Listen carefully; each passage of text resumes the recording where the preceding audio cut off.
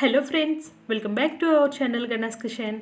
ఇవాళ వీడియోలో చాలా టేస్టీగా వెల్లుల్లి కారం అన్నంని అప్పటికప్పుడే ఎలా తయారు చేసుకోవాలో చూసేద్దామండి. దీనికోసం ఒక చిన్న మిక్సర్ జార్ని తీసుకొని ఇందులోకి పావు కప్పు తొక్క తీసిన వెల్లుల్లి రెబ్బలను వేసుకోండి.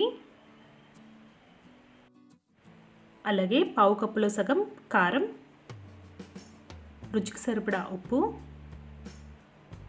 1 టీ స్పూన్ జీలకర్ర వేసుకొని మూత పెట్టి మెత్తగా గ్రైండ్ చేయండి. చూస్తారు కదా, ఈ కన్సిస్టెన్సీలో గ్రైండ్ చేసుకుంటే సరిపోతుంది. ఈ వెల్లుల్లి కారంని రోట్లో దంచుకున్నారంటే టేస్ట్ ఇంకా బాగుంటుందండి. దీన్నే రాయలసీమ స్పెషల్ వెల్లుల్లి కారం అని కూడా అంటారు. ఒక్కసారి చేసుకొని నెల రోజుల వరకు మనం స్టోర్ చేసుకోవచ్చు. దీన్ని మీరు ఇడ్లీ, దోశ, వడ ఇలా దేంతో సర్వ్ చేసుకున్నా కూడా చాలా బాగుంటుంది. ఇంట్లో ఏమీ కూరలు లేనప్పుడు వేడి అన్నంలో ఈ వెల్లుల్లి కారంని కొద్దిగా నూనె కానీ నెయ్యి కానీ వేసుకొని తినండి, ఇంకా టేస్టీగా ఉంటుంది. నేను ఇక్కడ 3 కప్పుల వండుకున్న అన్నం తీసుకున్నానండి. అన్నంని కొద్దిగా పొడి పొడిగా వండుకొని తీసుకోవాలి. తర్వాత ఇందులోకి వెల్లుల్లి కారంని వేసుకొని చేత్తో ఇదంతా కలిసే విధంగా ఒకసారి చక్కగా కలుపుకోండి. ఇంట్లో ఎప్పుడైనా అన్నం మిగిలేటప్పుడు ఈ రెసిపీని ఒకసారి ట్రై చేయండి, చాలా బాగుంటుంది.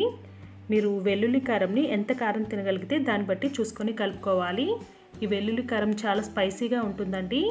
ఒకసారి రుచి చూసుకొని సాల్ట్ ఏమైనా తక్కువ అనిపించిందంటే సాల్ట్ని కూడా యాడ్ చేసుకొని కలుపుకోండి. ఇలా కలుపుకున్న ఈ అన్నంలో కొన్ని ఉల్లిపాయ ముక్కలు అలాగే కొద్దిగా నూనె వేసుకొని ఇలా డైరెక్ట్గా తిన్నా కూడా బాగుంటుందండి. ఇలా కలుపుకున్నాక ఇప్పుడు దీన్ని పక్కన పెట్టేసుకోండి. తర్వాత స్టవ్ మీద కడాయి పెట్టుకొని ఇందులోకి 2 టేబుల్ స్పూన్ల నూనెను వేసుకోండి. నూనె కొద్దిగా వేడిగా అయిన తర్వాత ఆవాలు, జీలకర్ర, మినపప్పు, శనగపప్పు అన్నీ 1/2 టీ స్పూన్ చొప్పున వేసుకొని వీటిని లో ఫ్లేమ్ మీద పెట్టి వేయించండి. నేను ఇక్కడ నువ్వుల నూనె తీసుకున్నానండి, అందుకే కొద్దిగా నురుగు వస్తుంది. పప్పులు వేగిన తర్వాత ఇప్పుడు ఇందులోకి 2 ఎండుమిర్చిని ఇలా తుంచుకొని వేసుకోవాలి. తర్వాత 4-5 పచ్చిమిర్చిని ఇలా ముక్కలుగా కట్ చేసుకొని వేసుకోండి.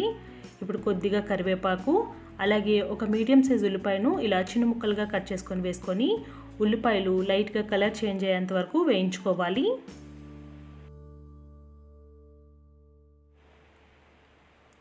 ఉల్లిపాయ ముక్కలు వేగిన తర్వాత ఇప్పుడు ఇందులోకి కొద్దిగా కొత్తిమీరను కూడా వేసి వేయించండి.